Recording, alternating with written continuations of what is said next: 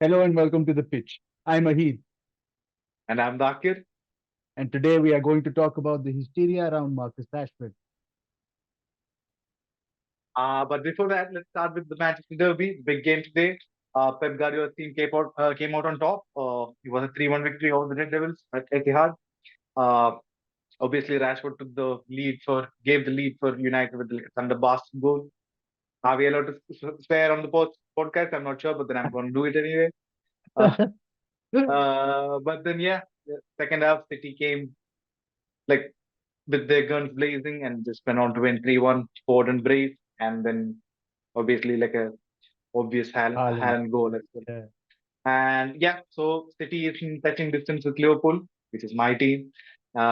Liverpool still lead the table, but then they are just a point behind City, and a lot of people Point would ahead think, of City. City are just behind, point Yeah. behind. I mean, and a lot of people would still think or consider City to be the favorites because of the whole situation, which we'll get into later. Anyways, Liverpool had a tough game against Nottingham Forest with their small team at the weekend, but then Darby stepped up with a last minute winner, which was controversial in many ways, but then that's a topic for another day. But as for United, their top four hopes have suffered another blow. The defeat against Fulham, and now, no, they were 8 points behind Aston Villa with that defeat, and now with this defeat, they are 11 points. There's an 11-point gap between them and Villa, which makes it much more difficult for them in the top four race. So uh, it'll be interesting to see where they go from here because uh, it's tough to envisage them making it to the top four now. 2 weeks back, maybe I would have had them as the favorites to do that, but I think my prediction will not come to fruition. You So have been like very adamant that United will be finishing in the top four, and yeah, it seems yeah. Since I said that, they've lost twice. So I don't know. Maybe I should just say they won't make it, and then they probably will after that. So maybe let's they see. will. So let's just first talk about the derby. I mean, you spoke a little bit about the Rashford goal. I mean, he's been in the news recently, and then he said that he would perform on the pitch, and uh, probably did with that goal. But then after that, it was all City in control. So he did have two chances, two good chances, which he scuffed. So I don't know. How would you rate his performance? I mean, yeah, there was a lot of talk about Rashford before the game, and it is one of our major topics for the day. And I mean, I was really happy when he scored that goal. It was like a moment where he sort of silenced his critics, but then after that, if you sort of analyze his performance, it was not. I mean, United as a whole were not too great there, were they? And like you said, he had like two good chances which he sort of stuffed. And then there was another incident where he was through on goal and like Yeah, Walker sort of held his hand and he went to the floor, and then City went on to score as well. Uh, so it was not that amazing of a performance, was it in any way? But then it was still surprising to me that Ten Hag decided to take him off after the 1 hour mark because he I was the think it only was the goal threat. 73rd minute or something. Yeah, Yeah, 73rd, like after the 1 hour. Okay, yeah, 73rd minute. But then it was still surprising because United did not have Hoyland up front, and Rashford seemed to be the only attacking threat they had. And their only outlet or like a chance to score a goal was like pinging the ball up top and then sort of like hitting, like yeah. With going behind. Onana, yeah. Yeah. I mean, Ten So, Hag did try him out in different positions. I mean, he wasn't solely playing through the middle. I saw him on the right as yeah, well, on the left, switching with Garnacho on occasions. So yeah, he and I think Bruno was playing false nine for a lot of the game. yeah, it seemed to me at least that they were like floating around. Like, Yeah, it uh, was it was fluid because I saw McTominay was also up there at times in the striking position. I mean, he has scored goals recently, but I mean, he isn't a striker really. So I don't know. Maybe they think he's the next. Maybe he looks like Hoyland, so they were like, let's put him up there. above there. He looks like him. Well, to be fair to him, he is the isn't he the like top scorer this season in the Premier League or Is he? something? I I would not be surprised because he has been scoring some goals here and I there. think it's either him or Hoyland. I'm not sure. Yeah. Yeah, let me just quickly check. Yeah.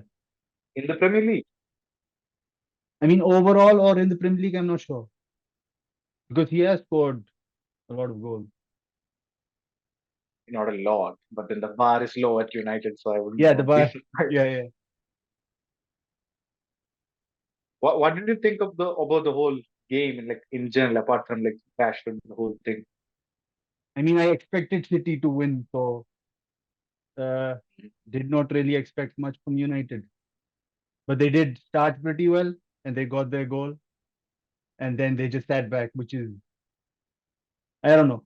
Maybe they shouldn't have done that because Chelsea tried that.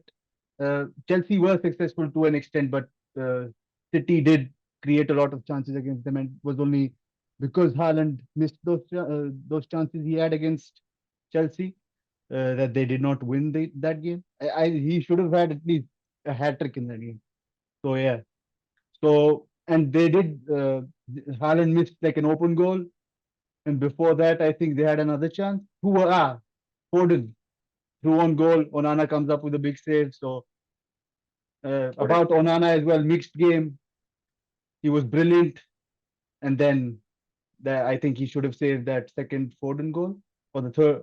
yeah, Yeah, the second one. Yeah, yeah, second. yeah. The one that gave them the lead. Yeah. So that's. I So mean, I mean, injuries have played a big role in their performances because you could see Lindelof wasn't comfortable on the left, and Lindelof was the one that let Foden cut inside and score that goal. Although it was brilliant, he shouldn't have let him inside in the first place. So that maybe harmed them. Their injuries have hurt them a lot. So I wasn't surprised that they lost.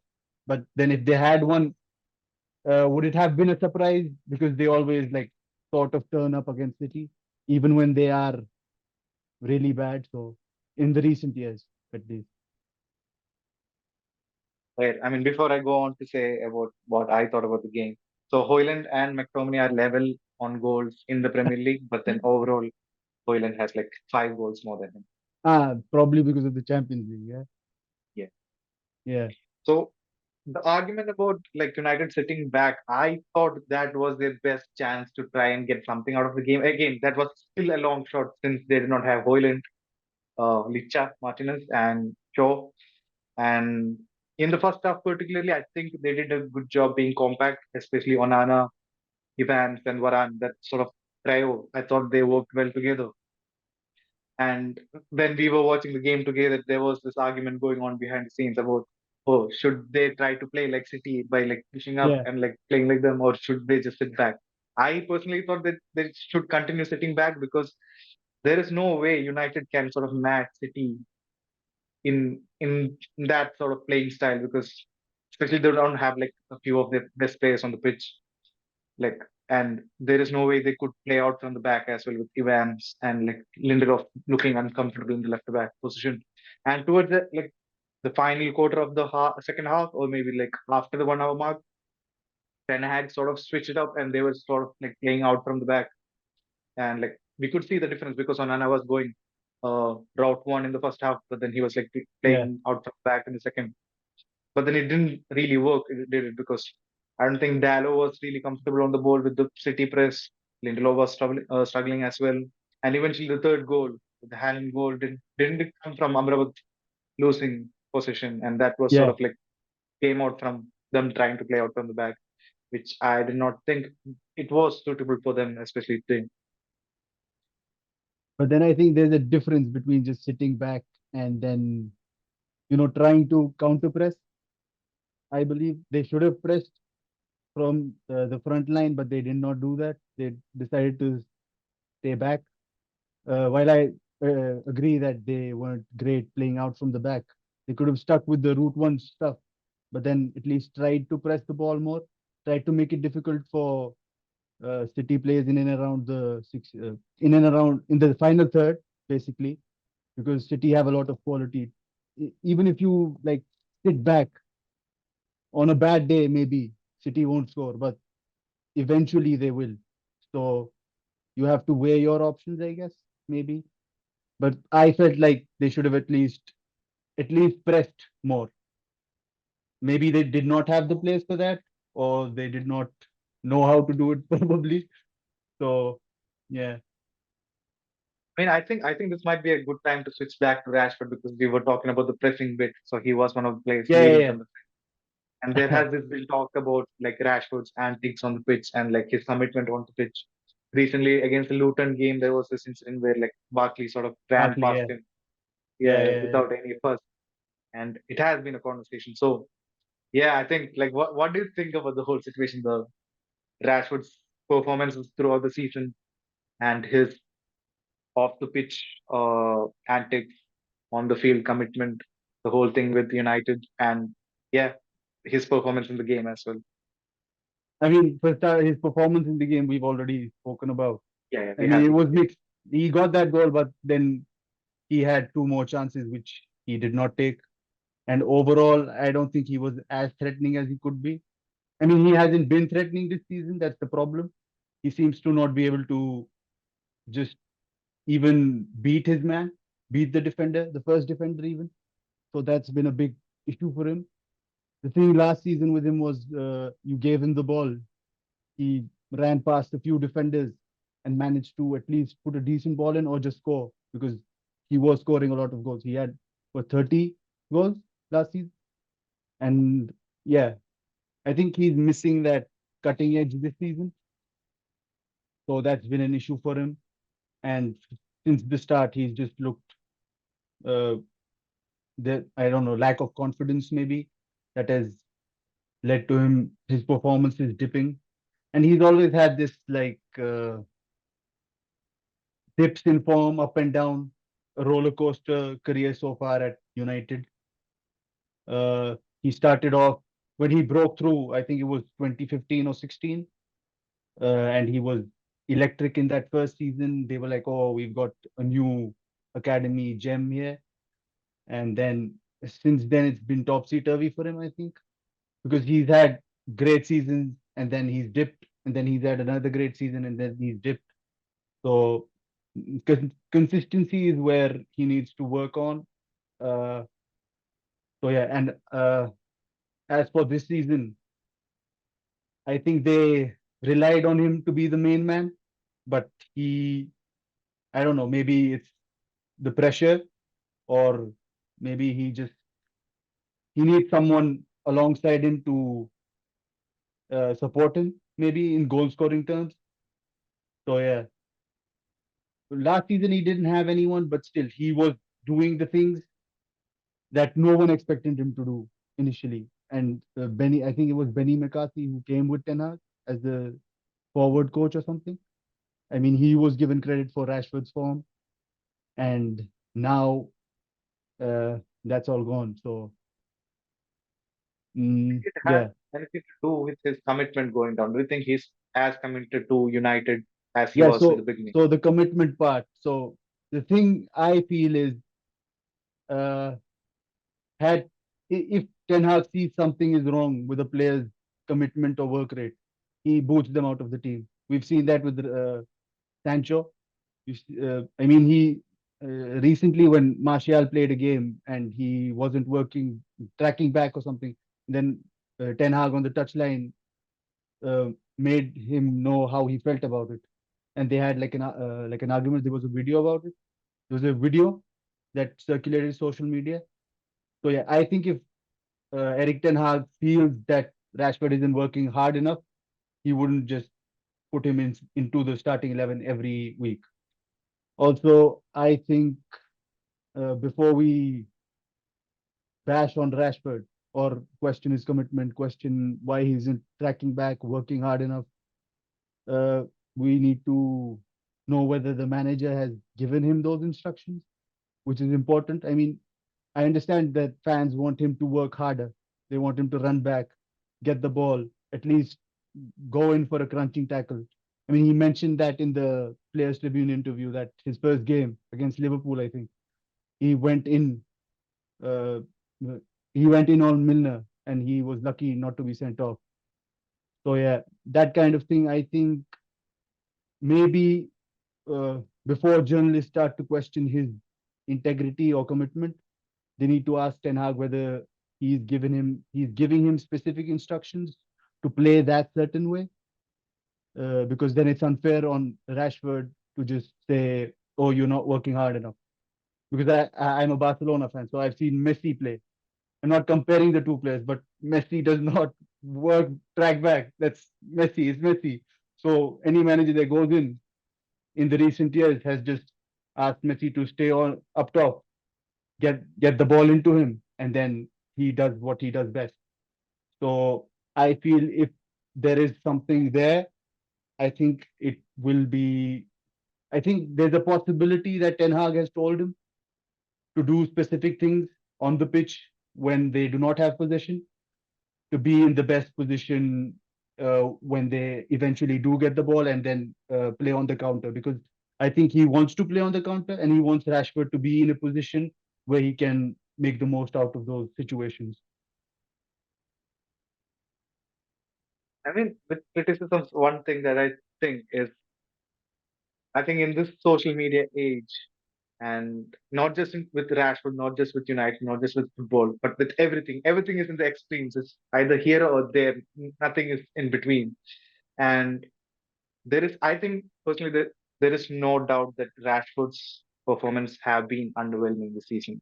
He has to do more, and on the pitch, whether it's like providing goals and assists or pressing and tracking back, all that.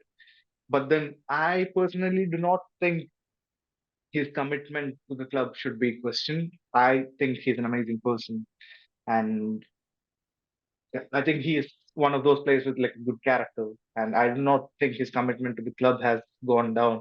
But then it's easy for people to like sort of point fingers when like a person is going through like a rough patch. But then going back to the point about him having like a topsy turvy career so He's far, had a it's lot of rough patches. So yeah, mm. lots of rough patches and lots of purple patches as well. So yeah, but then yeah, I feel the criticisms are like at sometimes a bit too harsh, and I also see a lot of like finger pointing going on. Like when the like Players Tribune article went up, everywhere you look, the YouTube video that they had up, you see like, oh, this is a PR stunt, and like Yeah, lots of fans say, oh, the club sort of hyped him up. Some fans say, oh, the media, like British media, he's like a media darling, they hyped him up. But then the media would say the fans, like some rival fans would say, oh, the United fans hyped him up. So there is like a pointing going on, like people sort of placed him above what he was, and now he's like this big character that wants like superstar treatment, which I do not think it's true. But then again, he needs to step up on the pitch. Sometimes, like yeah, it is true that actions speak louder than words. And there's also the question of timing of the interview going up right before the Manchester Derby at Etihad. Do you think that he should have done that in that way? I mean, first of all, let's talk about the British media. I mean, we all know how they portray certain players because of the color of their skin. So we've seen this with Sterling, seen this with Rashford, with plenty of players over the last, I mean, since the beginning of the Premier League, basically. So yeah, there is a bias towards certain players, and Rashford is right to be a bit annoyed by it. And coming to the timing part of the interview, I mean, yeah, you could say that it was probably the right time for him, or maybe PR wise, PR wise, the right time for him to say something about what was being said about his commitment, because people have been saying that since the start of the season. So, and yeah, but then he did score a goal in the derby. So, I mean, who is to say what about him now? So, yeah, that's basically it. I mean, apart from the British media, sometimes I like sometimes with club legends, like for different teams, but then United particularly, I find their criticisms. I mean, I might be a bit modern, but then for Orthodox sport fans, what they say might make sense. But then I feel like United legends are like often very harsh with their criticisms of their current players, especially their like off the field behavior and stuff. They stick to football and stuff. But then yeah, it's just an opinion that I have. Then it's not too relevant I to the mean, this current topic. idea that footballers should stick to football is weird. I mean, anybody who is in any profession isn't only their job. They are other things as well in their life, so in their personal space. So telling professional footballers to just stick to football because that's all they know is, uh, I think, stupid. So he is right in that way to question people's uh, attempts at maligning him in a certain way. Uh, Also, he did mention that uh, during the lockdown when he was trying to help feed kids and stuff, and he received backlash for that for some reason, which is weird. I mean, since then there has been like certain scrutiny around him, which yeah, so they it feels like they want him to do bad. And since last season, I mean, even last season at the start of the season, he wasn't doing pretty well, and then he turned things around. I think. Uh, what was it? I It think it was was after like no, it Ronaldo was left. just before the World Cup, wasn't it? A Yeah, month or two yeah, before the World Cup. Yeah, yeah. so he turned things around, went to the World Cup, had a great World Cup, came back, continued scoring for United, and then I think the noise around him drowned out because of his performances, and now once again they're on him because he isn't performing. If you are Rashford with the amount of criticism you're facing, would you leave United at the end of the season if you receive a little good offer? And leaving United, I don't think he will leave personally, but if Yeah. he were to leave, would United want him to go without a hefty sum? And would there be a team out there that would pay a crazy amount of money for him? Because seeing his track record over the years, I mean, you can say PSG are stupid enough to do that, but are they really now with everything they're Those building? Because they'll probably lose Mbappe on a free to Madrid, and they will need someone up there to replace him, or maybe not. Who knows what their plans are for that? But then would they want to pay a crazy sum like 100 million for Rashford, who hasn't really proven himself to be world class consistently? So yeah, I don't think for him as well. Maybe for him it'll be a good thing because English players seem to thrive when they go outside England because there's less pressure maybe on them. Like we've seen it with multiple Chelsea players. Uh, it's Ruben Loftus-Cheek this season. Then you had who else went there? Uh, who Harry was Kane it? is not doing too bad. I mean Harry Kane. Yeah, I mean Harry Kane was great at Tottenham as well. So there Jude wasn't much. Bellingham. Jude Bellingham has been maybe I mean, he could he has have been, but then been he, the same in England? I'm sure he would have done the same in England as well because he does yeah, perform in yeah, an England shirt. So then you have Jadon Sancho, obviously from United. Then who else is there? The defender from what's his name? I forgot. Tomori. Yeah, Tomori. Yeah, Tomori has been brilliant over there in AC Milan. So yeah, Problem is Southgate does not care about people who go abroad. He only cares about Jordan Henderson playing in Ajax Jordan Henderson will get into the Euro squad. Don't worry. Ahead of Kobe Mainu. ahead of Kobe and a lot of other good players. Yeah. I mean, we would have liked to talk about Ten Hag and his future, but then I think we are running out of time to be, maybe it's a I mean, conversation for maybe another a day. few parting words about Ten Hag. You think he'll stay in the Oh, job? Ten Hag, who was watching with us today said or described him as the Pemu Guardiola. I mean, it's a bit too harsh on him, but then it's a bit too harsh on him. He's a good manager, but then United is always tricky, especially since the post SAF era. Anyone who comes in there is going to like find it hard, and the way the club is run. It's it's a really really tricky job. Now we'll have to see how it progresses with the whole takeover thing, and they seem to be getting serious now. As a Liverpool fan, I'm worried, and I'd like to see how it progresses. Would they keep Ten Hag on board and then sort of go with him, or like bring someone else in? I'm not sure. We might have to wait like further down the season to see how it goes. I mean, the Ineos coming in is a interesting thing because they've already changed the upper management, the structure from the bottom up. They're trying to change things from top to bottom, and they'll probably get Dan Ashworth. They have Umar Berada from City. Probably will get Dan Ashworth. I mean, Ten Hag has said that he's confident. He's spoken with the owners and stuff about his job and everything, and he's confident that he'll keep the job. But uh, the thing is, when Ten Hag came in, people had this expectation around him that he'll play more attacking football, more fluid in his formation. But I think been, he's tried to adapt himself to the team rather than adapting the team to his ideas. Because I mean, under Sir Alex, United were known as the counter-attacking team, and they've kept that going ever since. With every manager that's come in, they've tried to play that way, and I think that has hurt them. And then with the arrival of Ten Hag, people thought, oh, maybe they are going in a different direction. But then even I think after the first two games, he was like, these players can't do it.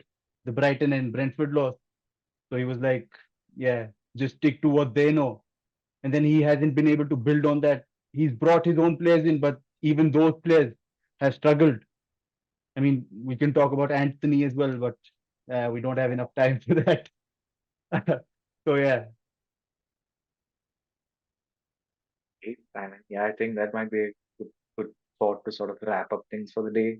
Maybe we can talk about Ten Hag on another episode, hopefully. And this is yeah, probably the one of many that is to come. So yeah, hopefully, that's it yeah. from me. So that's Any it from us of at the pitch. Hopefully you like the video, and see you on the next one. Thank you for watching. you?